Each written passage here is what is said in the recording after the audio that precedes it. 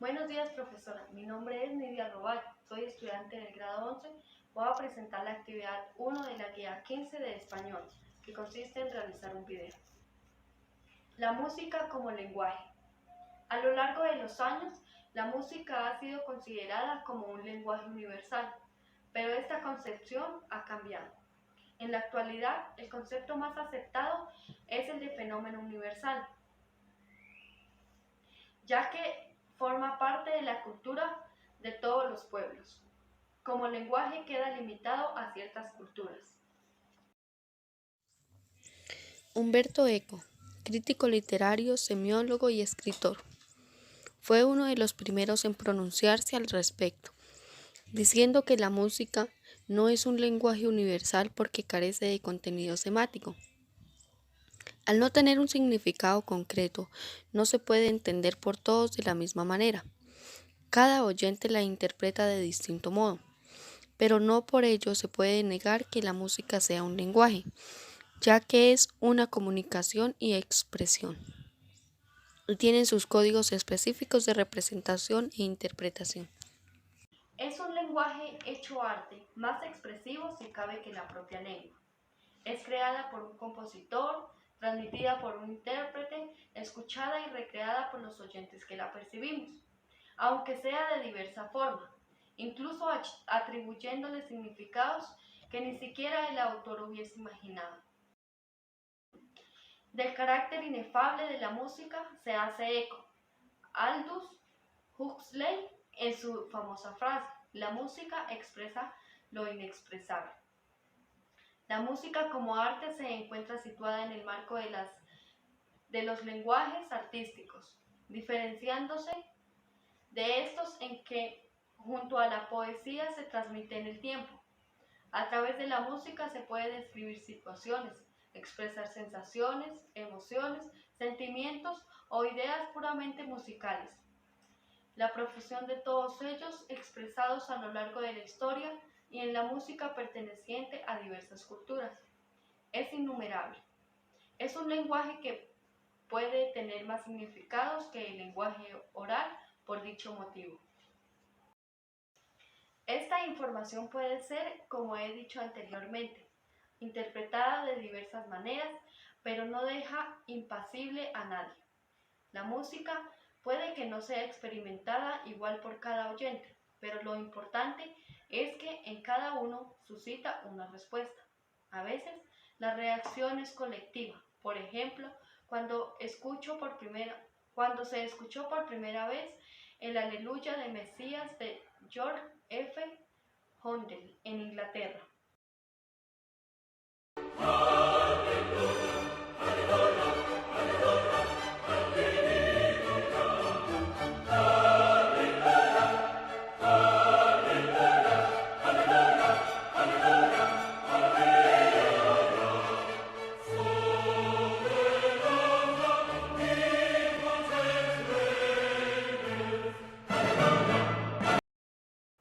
La emoción que sintieron el rey y toda la corte les hizo ponerse en pie, como homenaje ante la grandiosidad expresada en este fragmento. El arte musical tiene tanto poder de transmisión de sentimientos e ideas que se utiliza en la actualidad en todos los medios de comunicación. Pensemos en una película. Esto no sería lo mismo sin música. Ha de contar una historia en unas 2 horas y en ese tiempo tiene que cautivar al espectador. Aunque ese espectador no lo tengo en cuenta, la música le está ayudando y facilitando la comprensión de la historia. La música se utiliza para potenciar escenas que la imagen no es capaz de expresar por sí sola. Por lo tanto, la música se está utilizando como medio de expresión y comunicación. La música en el cine silente y sonoro. La música es el arte mediante el cual se expresan sentimientos, circunstancias, pensamientos e ideas que van a conmover la sensibilidad del individuo y a producir una transformación psicológica en él. La música tiene funciones como las de comunicar, entretener y ambientar. Es por esto y otros factores que se van a señalar más adelante. En el cine mudo nace la necesidad de acompañar imagen con música. Para disimular el ruido que hacían las máquinas de proyección y para amenizar a la audiencia, algunos propietarios contrataban a músicos que tocaban el piano, órgano o la pianola. También llevaban pequeños grupos que improvisaban según las escenas que aparecían en ese momento en la pantalla. Se utilizaban ritmos rápidos para las percusiones, sonidos graves para los momentos misteriosos y melodías románticas para las escenas de amor. Muchas veces se limitaban a realizar variaciones sobre uno o dos temas e improvisaban sobre la marcha porque en la mayoría de los casos no se había visto anteriormente la película. Pronto surgió la necesidad de que la música tuviera fines expresivos y por lo tanto de crear una música que acompañara imágenes concretas. En 1908, el compositor francés Camilo Saint-Saëns compuso la primera banda sonora para la película, El asesinato del duque de Guisa.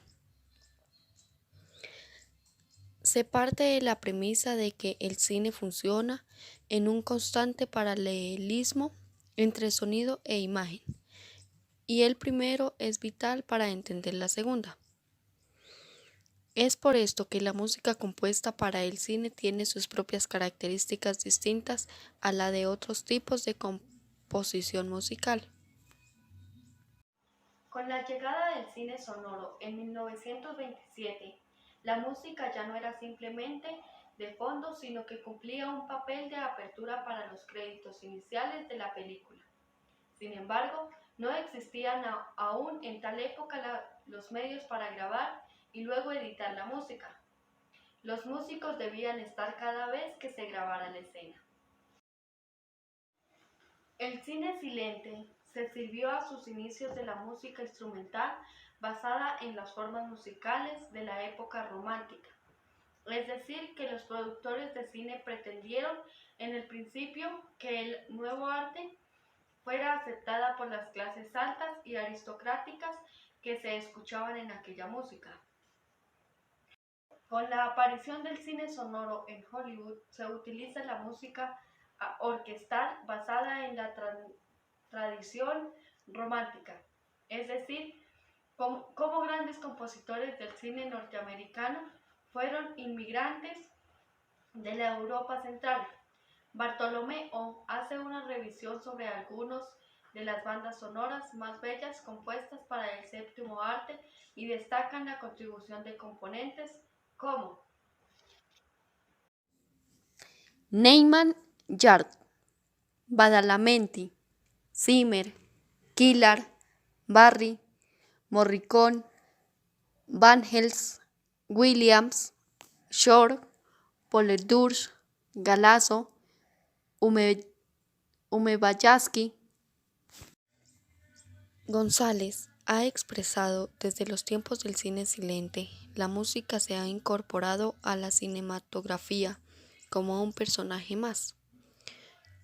Componer específicamente una partitura para cine a fin de crear sentimientos y acentuar atmósferas es siempre una labor que exige sensibilidad y talento. La banda sonora de un filme tiene que reforzar, con sus efectos, las intenciones de cada secuencia, sea con orquestaciones, con ritmos diferentes o incluso con el recurso de los silencios. Esa es la clave para que la simbiosis sea eficaz.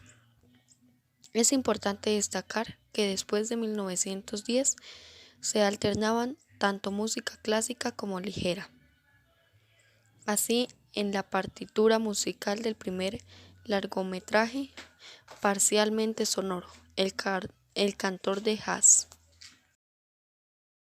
en los inicios del cine, la imaginación y esfuerzo recaen en una sola figura, el director de la película, pero poco a poco el cine se va especializando para dar lugar a una amalgama de profesionales. La música entonces se incorpora a la pantalla de forma gradual, primeramente a través de la interpretación musical en directo, durante la proyección de la película. También se aclara que no toda esa música que acompañó al cine mudo se debió a la improvisación musical de un pianista o a la interpretación de diferentes obras por una orquesta local, sino el que muchos directores encargaban las partituras a compositores con el fin de que acompañaran a la obra cinematográfica. Después de 1920, todas las grandes producciones estaban acompañadas de una elaborada partitura interpretada en los cines por una orquesta sinfónica. En 1926, que la Warner Bros. En Estados Unidos lleva a la pantalla la película musical Don Juan, en la que se estrena el sistema Vitaphone, con el que logra en definitivo la incorporación del sonido a la imagen. Muchas gracias, profe, por su atención. Que tenga un excelente día.